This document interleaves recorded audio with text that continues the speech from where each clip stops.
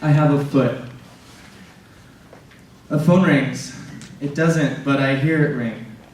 It rings 5 times and I make a peanut butter and jelly sandwich. I eat only the crusts and feed the rest to my cat. His name is Rex, Velocisaurus Rex. The phone rings. It's my mother. She's dead. She asks when I'll be coming home. You're dead, Mom, I say. She sobs on the other end. The end. On the other end of the phone that didn't ring, she whispers something. I can't make it out, but a memory returns of my mother on a cruise ship, lying next to her on poolside chairs. I'm reading 100 Years of Solitude. She has a book next to her she's had for years. She'll read maybe a few pages and never finish it. I won't know her for half of 100 years. Are you safe, she asks. Yes, Mom. She smiles back from the pool chair. I'm a baby inside and the phone won't stop ringing. Hello, Mr. Debonair, she says. She's in the hallway, tangled in gold, wearing a black dress and heels and eyeliner under painted purple lids. You are gorgeous, she says. The phone doesn't ring. Hello, Mother, I love you, weeping on the crusts of peanut butter. I take one of the crusts and wrap it in saran wrap. I float it in the toilet and try to get on and sail to Africa.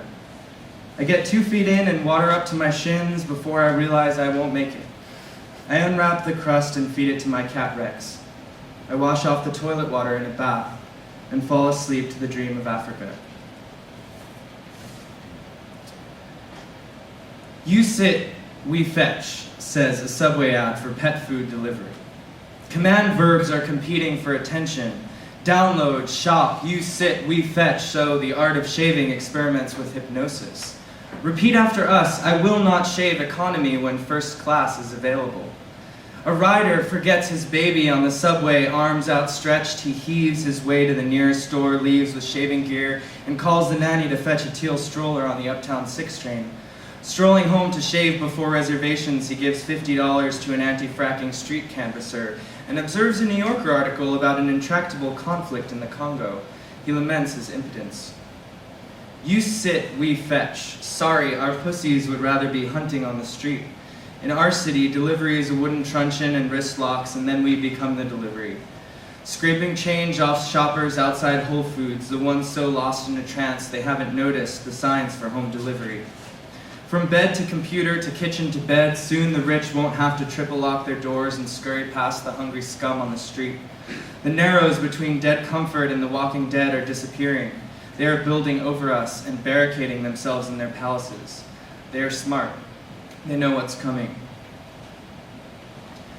Stopped for a rest in Salt Lake City, Utah, after passing through hundreds of miles of stratified canyons and mile markers set off with the canyon digger sirens. Their widows holding orchids on the sides of the road, except we couldn't see them. And then the road grew brighter, and for all we knew, we'd come to a dead end, but the road kept going, as it does, and we went with it. The road and the car and 3 fairy queers, blonde and ash blonde and bleach and wild orchid heads afire, blowing through the wind at 80 miles per hour, and perhaps we were hungry for something, but what? At any given moment, there's a mother crying somewhere, and wouldn't I love to wipe her tears? And the music skips or gives the illusion of skipping, and perhaps I am only an illusion of a beat that someone drummed 2,000 years ago.